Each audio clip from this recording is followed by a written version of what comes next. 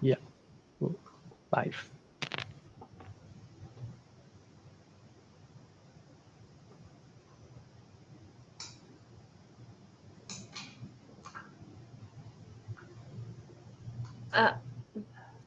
He should.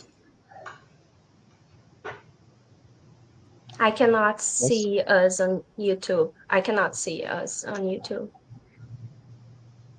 I just clicked it. Should be working. Okay, I will ask to Hannah to test. Yeah.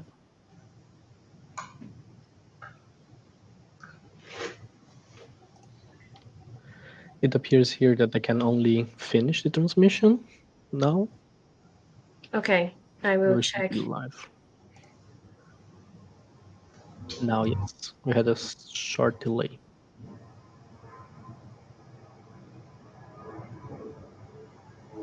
It's working. I can see now. Okay, there. Yeah, but there is a delay. Yeah, there's a short delay.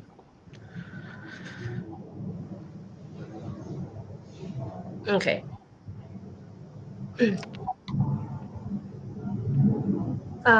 So maybe we can start.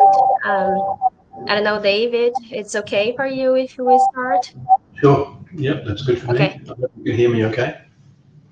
Okay, I will just say a few words, just an introduction and explain the event, and then I will pass the mic to you. uh, Sounds good. so, Hello everyone.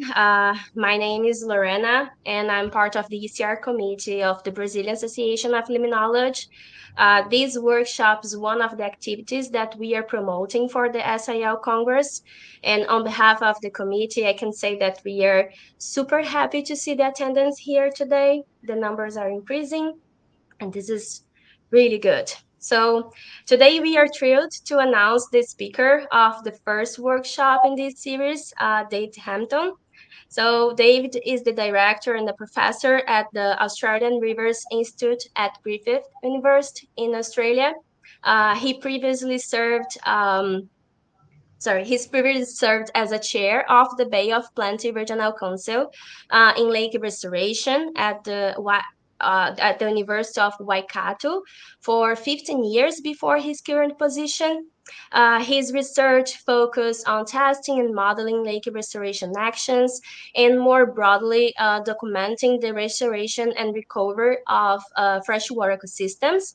In recent years, David has been actively involved in freshwater ecosystem management and policy implementation, holding positions with the Ministry for the Environment in New Zealand and serving in advisory roles for the Regional Council and industry groups in New Zealand and also Australia. David also serves as the editor-in-chief of the scientific journal Inland Waters, which is the official journal of SIL, and as an associate editor of Hydrobiologia and Aquatic Ecology. So before pass the mic to David, I just would like to say a few housekeeping notes before we start the workshop. David will have between 20 and 30 minutes for his presentation and approximately 15 minutes to interact with the audience. So we kindly ask you to send the questions during the presentation, and we will organize them for David. So now, David, the mic is yours. Thank you, Lorena. Thank you for the introduction and the opportunity to speak today. And it's probably especially appropriate because it's World Water Day for me. It may not be for many of the audience yet, but for me it's 5 o'clock in the morning, and that means 22nd of March, which is World Water Day. So probably appropriate that we're talking about limnology on World Water Day. What I was asked to talk about was the peer review process and tips for early career researchers. And so I'm going to run through a series of slides on that. Before I do so, I just want to acknowledge the people who are the traditional custodians of the land on which I am at the moment, and that's the Turrbal and Yagara people. And I pay my respects to their elders past and present, and extend that respect to all Aboriginal and Torres Strait Islander peoples, and indeed all Indigenous people across the world. So a brief introduction to me, and I can see that my slides have been slightly skewed here, but hopefully you can make them out. There's just a little bit of formatting that's problematic. So I'm not attempting to be an ultimate authority on many different aspects of publishing, but one of the things that I would encourage you to do is go to your library and talk to your university librarians. Many of them are actually experts in the publishing process. They can provide you with specialist knowledge and advice to help you publish. My talk today is based around, I guess, 30 years or so of being on editorial boards and seeing what's happening in the publishing world. And it's also been, as we know, a time of unprecedented change. So, and that change has been brought about a lot by transitioning from professional societies that used to manage their own journals to now going into commercial publishers. And so that is something that's actually very difficult to reverse. One of the things that becomes very clear is how do you make impact from your work? And for us in the academic world, it still revolves a lot around citations. That is, how many citations does your work draw? It can be about impact factor of the journal, but ultimately, and I believe one of the strongest markers is to be able to draw citations from your work. And the graph that you see in front of you shows that there is a long tail of publications that basically have very few citations.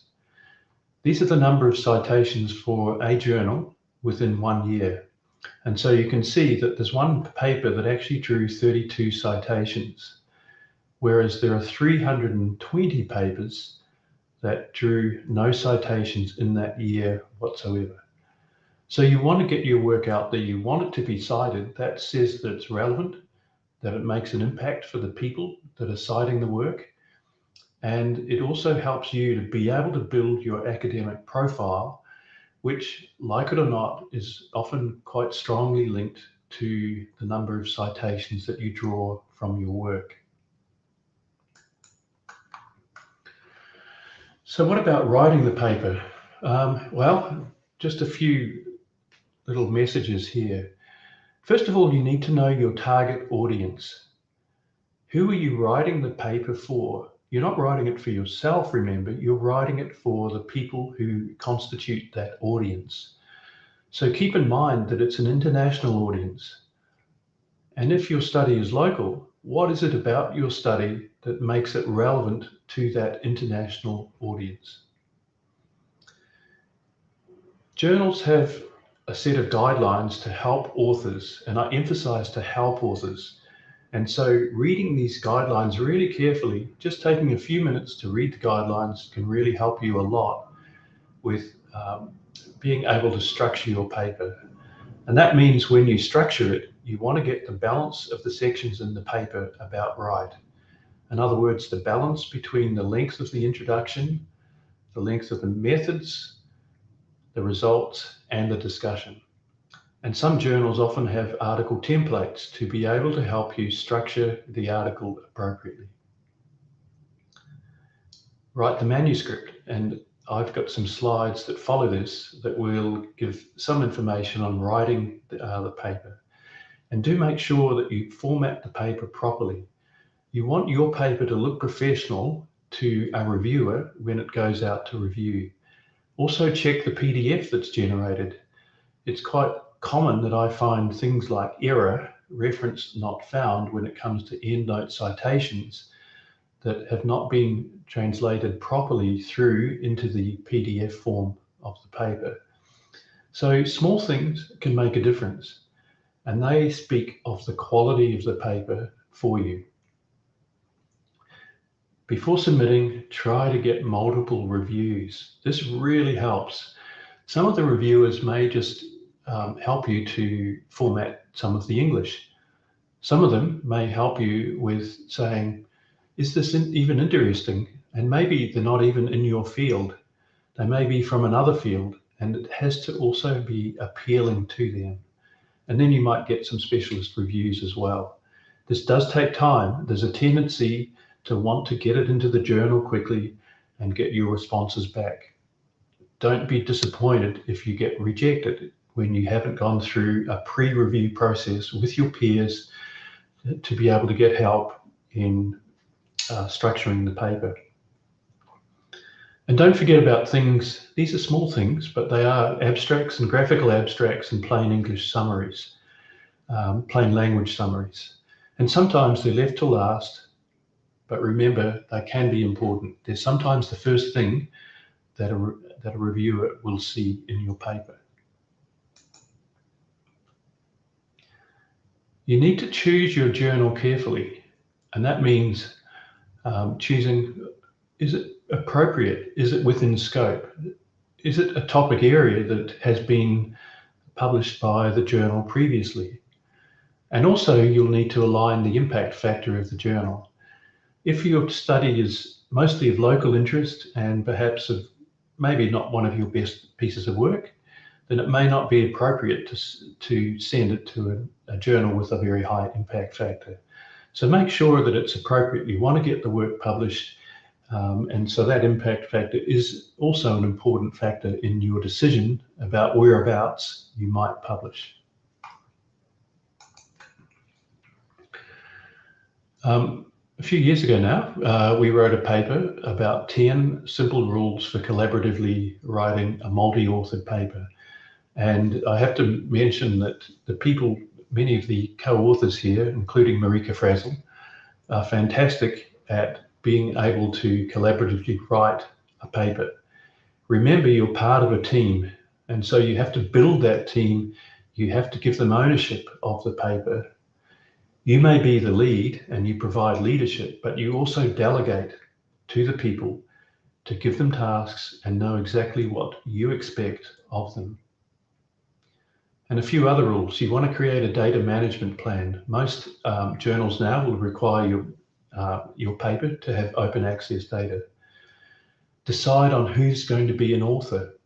That's really important. You have to be transparent. You have to be honest with people, and you have to let them know about your expectations around what constitutes authorship. Work with them, make it collaborative. Decide on your writing strategy. Again, this comes down to delegation. Choose the tools that you need. So previously, it might have been a Google app. It could be a Teams app. It could be Slack. It could be some digital tool that might enhance your ability to collaborate. Timelines always slip.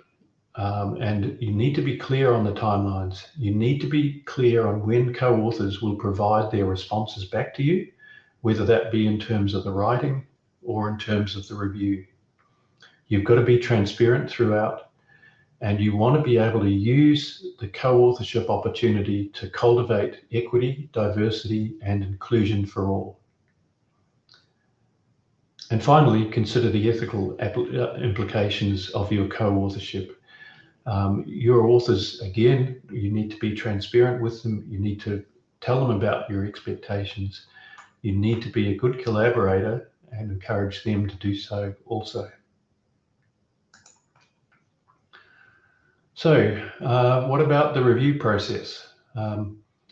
So you've got a submission that's ready and you put it into the journal. It does take time to be able to format it according to what the journal wishes you to do.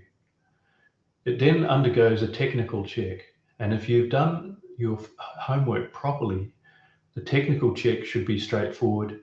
It should be resolved within a day, but sometimes this can hold authors up. And sometimes people even give up because they get discouraged by having to repeat the technical check they don't get it right. So again, read the instructions for authors. They are really useful for you. The first part of the proper review process is it goes to the editor. And typically, I will reject somewhere around 50% of the papers that come in. They're just not up to standard, and they're not going to draw citations, and some aspects may be fundamentally flawed in those papers. So it's really important that you get scrutiny of the paper before you make the submission. Get it around people, get them to give you some feedback so that you're not disappointed when it comes to the review process. Then you go to peer review. So if the editor approves of the paper going forward, it often goes then to an associate editor, and that associate editor is tasked with finding 2 reviewers. And we know nowadays that finding those reviewers is not easy. In many cases now, only 20% or less of the requests that go out to review are actually accepted. So the publishers have provided us with a huge number of journals to potentially be able to publish in. At the same time, they've created a dilemma for us because peer review requests are happening a lot more. The peer review, of course, goes to those 2, sometimes 3, sometimes 4 reviewers. Usually it's 2 for most journals. And the objective of those is that they provide you with constructive feedback about your paper. Why might they have rejected it, for example, or what are the points that you need to address in making a revision? And so sometimes there can be multiple peer reviews and multiple steps. If it goes back to the editor and the editor says, I need to see some more, then it might go back to the peer reviewers. So you want to try to avoid that process because the peer reviews will provide you with feedback.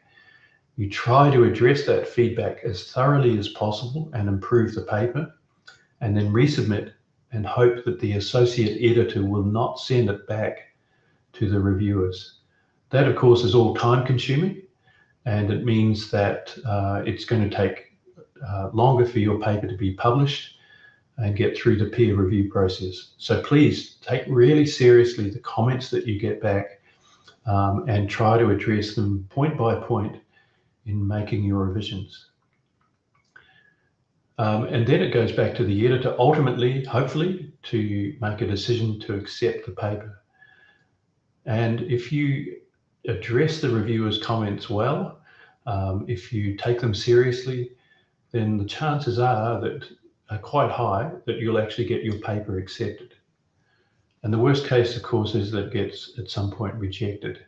And you have to just, I guess, take rejection. It happens to us all.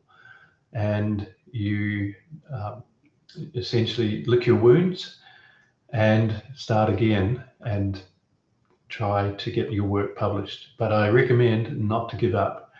There is something in your work. You just need to take on the comments that have been made from the reviewers and from the editor. So as I said, don't get rejected. 50% are rejected before the papers even get to peer review.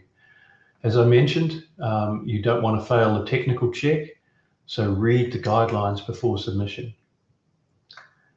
A paper could be outside the aim and scope of the journal. You've got to make sure that the topic area or the subject matter of your paper is appropriate for the journal that you're submitting to. Poor language. So try where possible to get reviews early on. Pay attention to detail. It really helps. It speaks of the professionalism of the paper that you are looking at. And sometimes there can be ethical issues. So don't submit 2 papers at the same time, please. I recommend to avoid preprint servers because you don't want your work up and out there before it's actually published and peer reviewed. That has created numerous problems for me as an editor, but it's a personal recommendation, and I know that some people may think differently. Check for plagiarism. Don't use AI text directly. We can usually pick it, but that's not to say that we shouldn't be using AI at all. In fact, AI can be a very useful supplement to help you to write the paper, but it has to be in your own words. So I'll just quickly go through some of the aspects of what makes a good abstract. And I've just picked out a couple of abstracts to illustrate that it's a little bit formulaic. In other words, once you know the formula for it, it's relatively easy to put together this sort of information. The first sentence is an introduction, a problem statement. In this particular case, the author focused essentially on the results. There wasn't actually any methodology given, and that may be what the instructions to the author are in this particular journal. And then the last sentence or two might be telling the audience about the implications of the study. So not just the results, but some discussion and some implications. It's really important in that last sentence to tell the audience, an international audience, what's important about your study and what are the implications. Here's another abstract. And again, a similar sort of layout, perhaps slightly different, and again, one that might be modified according to the instructions for authors. So the first sentence again is an introduction. It's a problem statement. One or two sentences that describe an overview of the methods that are used. 3 or 4 sentences about the results, one about the discussion, and one about the implications. So again, it's a very formulaic approach, but introduction, methods, results, discussion, implications of the study, those 5 major parts that usually constitute a good abstract. So let's go quickly through the introduction. Demonstrate to the reader that you're an expert in the subject area. Use the hourglass, in other words, start broad, narrow down to target, and then broaden out, especially as you go on through the paper. You want to demonstrate to the audience or to the readers that you are an expert in the area, that you know the key references, that you cite those key references. But remember, it's not a textbook too. So in other words, you expect some level of knowledge or literacy from the audience. And what you want to do is be able to show them that you're an expert and that you're pulling up the relevant references for this paper. Halfway through the introduction, you'll target the subject matter much more closely. You'll identify some of the research gaps, and you maintain a flow of references, not too many, but a flow of references that are relevant to what you're speaking about. And the last paragraph is critical.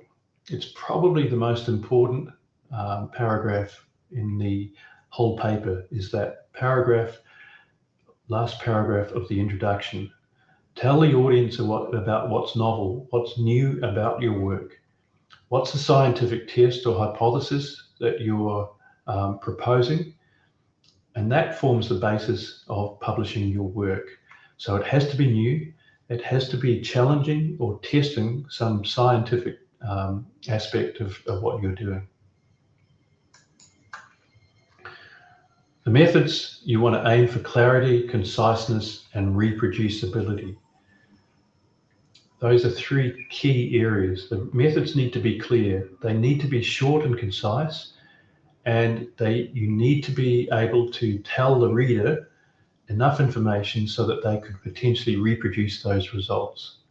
So you might start, for example, with a description of the study site, the study duration, whereabouts, in other words, at what depth and what are the sampling details, what was sampled, how were the samples stored, how was it measured, and what statistical analysis or model were you applying. All of those need to be made clear to the reader. The results are generally based around the tables and figures, and my recommendation would be try to get the tables and figures done early. That makes it easy to be able to write about the results. So have a good sequence of tables and figures. Look at what the journal publishes in terms of how many, and that means going and looking at relevant papers, and you'll usually find that there might be 3 or 4 tables in a typical paper and 5 or 6 figures. So do that background on your journal to find out what the normal expectations are. Any additional data you might put into supplementary material. And one of the common mistakes, I see it really frequently with early career researchers and PhD students, is combining results and discussion. And it's often a symptom for me of a poorly designed paper. I would strongly recommend that where possible, you separate the results and the discussion. The results are the results. They're talked about in a very objective type of way. The discussion is your opportunity to be quite free-ranging. And this brings about a closure on the aims or objectives for the paper. So you want to make notes as you look at your data and some bright ideas pop into your head. I'd suggest 1 paragraph and 1 topic. Keep it simple. Make it easy for the reader to understand what you're talking about. Emphasize what's new about your study, and remember to discuss it with your peers and your colleagues in advance. Make sure that what you're talking about is relevant, and be ready for that 2-minute elevator pitch. In other words, if you're talking to someone, it's often easier for you to be able to describe what you do. That's basically a discussion. And so use it to your advantage, even record it so that you bring these ideas into the discussion. What would you have done differently in the study? What improvements could you make? What are the implications of your study? You want to be able to, once you're published, you want to be able to promote your article. Once it's published, that is the beginning of disseminating information about your article. I'm always amazed with why so many people will not even do 1 social media highlight about their article. Why? Why would you not spend all this time publishing your work and feel rather shy about getting it out there? So make sure you, your colleagues, your peers get a chance to see that article. Use social media. That brings about altmetric scores, and the higher the altmetric score, usually the more that your article is going to be cited. Use your network. Check that your article can be put out there in various newsletters. Get it out there in academic conferences. It's fantastic when you've published a piece of work and then hot off the press, you can actually go to a conference and talk about that work with confidence. And you want to be able to engage where possible with a broad audience. Some of that audience might be stakeholders and policymakers. So consider writing, for example, a policy brief about your findings. So some simple metrics to get you started with tailoring your paper to the journal. What's the journal quality? How long are the papers? How many figures and tables? What's the balance of the length of the introduction, the methods, the results, and the discussion? How many references are typically used? How long is the abstract? And read the instructions for authors carefully. This is all the background information that greatly increases the probability that your paper will be accepted. And if you want to go and have a look for some information, 10 simple rules for getting published is one such example.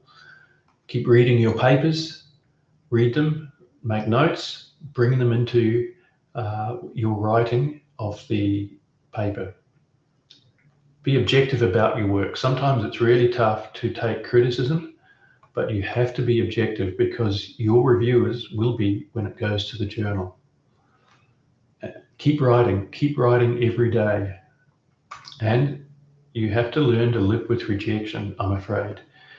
As I said, it happens to all of us. But ultimately, what it allows you to do is be able to understand the ingredients of good science, the research topic, the coverage of the literature, and the data that you're using, including your ability to synthesize that information. And I couldn't resist but to finish on one thing, and it is to encourage you to be proactive in terms of considerations for what the future of publishing might be. We have 5 major academic publishing houses around the world, and they're currently making $20 billion a year. So that's in profit. That's not in their operating, that's actually $20 billion a year in profit. So I would encourage you to be proactive with them and ask how they are putting back into encouraging people like us and not taking public good money from research and having to pay exorbitant fees to not just make our papers open access, but also to for our libraries to pay bundles where the papers are actually bundled, and our libraries pay exorbitant fees also. And it relates also to equity in terms of who is able to pay for open access and who can't.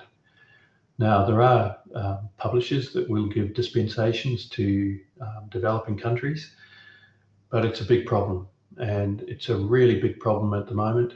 The publishers are making a profit of 40% on what they receive from your open access fees. So be proactive, have a good think about what the future might hold, and hopefully I look forward to discussing this with you at SIL. Thank you.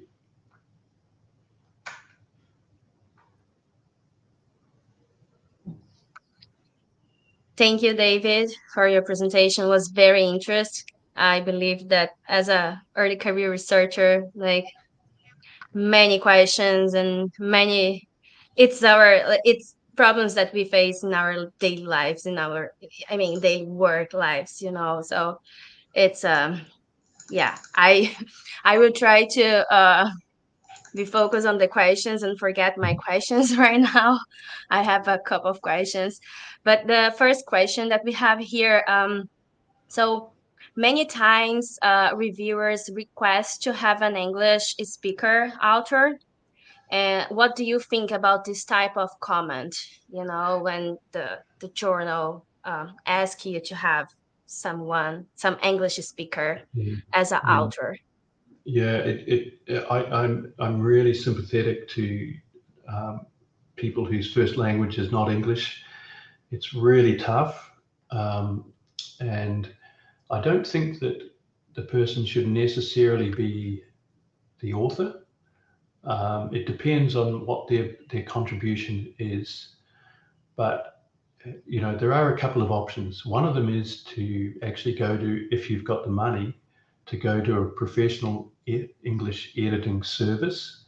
Some of the journals, in fact, most of the major journals will actually have that for you. And if it's really important to you, then it's difficult, I know, again, because it's about money, but it can really help. They do a very good job generally. The other one is that it may not necessarily be a co-author. It may be just a friend who happens to be very good at English, or maybe it's their first language, and you can rely on them to be able to look through the paper and give you comment.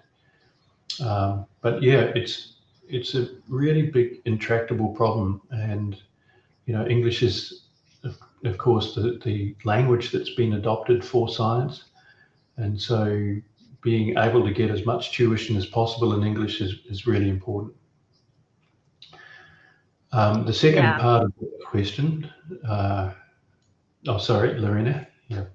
The second, coming from global south, we cannot afford open access. Is there any alternative that inland waters offers, especially for case like Brazil, which is usually does not qualify for the discounts? Yeah, this is another problem, specifically like for Brazilian researchers. Um, we don't have money, but at the same time, we do not qualify to. Yeah. So yeah. So Taylor and Francis, for example, has a list of developing or emerging countries that it gives. It doesn't give a waiver, but it does reduce the rate. I think it's around a 50% reduction to a list of countries that are developing or emerging. Um, I I couldn't tell you offhand whether Brazil was on that list, um, but yeah, certainly many countries in Africa and so on are on that list. Please look for those opportunities to get discounts. Go to the publishers and ask. Don't be shy about it. Those publishers, as I said, are making nearly 40% profit. They've got plenty of time on their hands, and they've got the people and they've got the resources to be able to help you. Let's make them help us. Let's use some of that profit. And so, you know, being from the global south as well, I'm extremely sympathetic to the situation, and it's not just the global south either, where it can be almost stacked against you to be able to get those publications and get citations. You can't afford to do the open access sometimes, and the result is that your paper is going to be cited probably 30 or 40% less than a paper that has been able to be made open access. So it's a problem. Yeah. Our third question here is in terms of deciding where to publish in a time where we have many options, like many available or, journals to publish. How can we, as early career researchers, identify and avoid predatory journals? That's actually a really great question from Renan, and I took that slide out because I had too many slides. But you do need to be really careful and look at the lists of predatory journals. There are actually lists of predatory journals. Those are journals that will offer you to have often a very rapid peer review process, sometimes 2 days, sometimes with 1 or 2 lines back saying this is essentially a good paper. And that to me is not peer review at all. So you need to do a little bit of homework on the journal, see that it is creditable. And if you have some suspicions, do your homework, because if there's something wrong, something that just says things aren't quite right here, then there probably is something wrong. And it's a little bit like predatory conferences or being asked for an article. There are lots and lots of journals, and these new journals, which have sprung up from publishers that we don't even know, are actually not legitimate. They're often using AI. They're even what's called poisoning databases, because they're using AI to fill databases of, for example, chemical compounds. And so we as a society need to be setting the standards and expectations around what we expect. And we can help as well by perhaps even at SIL thinking about making our own predatory list, alerting our early career researchers about these great invitations that they receive that are really just a dead end for them. Yeah, this is the the thing that I use. Like when I am being invited to publish, this is not the life in academia is not like this. When I publish my first paper, I start to receive predatory emails like this, and Yep, no, no, this is not. Something is wrong here. Yeah, exactly. it's a If good you think advice. something's sort of wrong, it probably is. and we all get them. We all get lots of emails, and they look, for the first few times, they look very attractive, Yeah.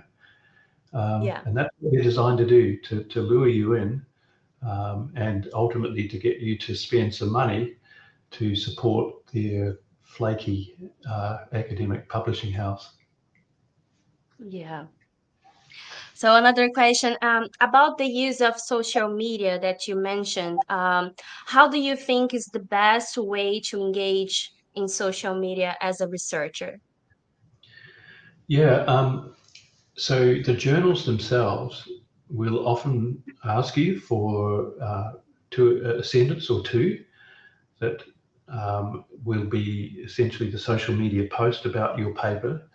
And so ideally, it's best, it's easiest to use the what you actually put in to the publisher, and then the publisher, good publishers, will actually post on your behalf about the paper, and that's how they also generate citations.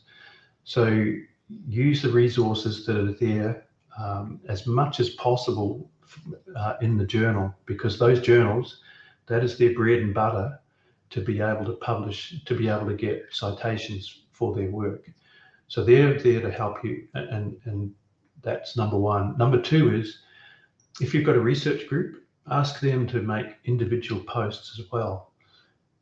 If they're retweeting and forwarding on your social media post, that's fine, but that's not an additional alt metric. And so you can get multiple alt metrics out there by having individual posts. Great. I think we have time for more two questions. The Okay, it seems that a lot of reviews are based on opinions, not on evidence or possible, flaws of the manuscript. Do you agree with that? And if yes, what do you recommend the authors do? Um, that's a really good. I'm interested in that because I would say where we get good reviews, and through, for example, the SAL Society, we get generally very good reviews. Then those reviews are generally pretty fair and constructive. And I think that's what you have to ask: is the review? You sometimes need to be quite objective yourself and say, is the review fair? Is it constructive? And does it give me something to work on? And if you think it's unfair, then I would encourage you to push back. Don't be scared to write back to the associate editor and point out why you think the review is wrong. But you better have a good basis to be able to do that, right? So Yeah. I would say push back if you don't think the review is fair. Generally, the rejections that I make will be based, well, they are evidence-based. I try to be fair and provide constructive feedback as to why the manuscript might not be suitable for a journal. It does vary by journal, and of course, as you climb the impact factors, it generally tends to get tougher and tougher in terms of those reviews. So, yeah. Yeah. And our last question, I imagine it varies greatly by journal and by the quality of the initial submission. But on average, how long should one expect the review process to take from initial submission to article acceptance? So the journal will give some statistics. And so once again, do your homework on the journal to find out how long it is on average for publication.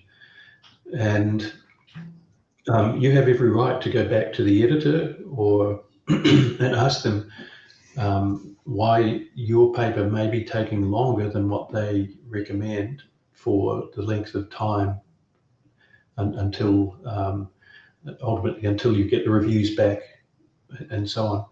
So I'm not happy that we still take too long through the whole process with it inland waters.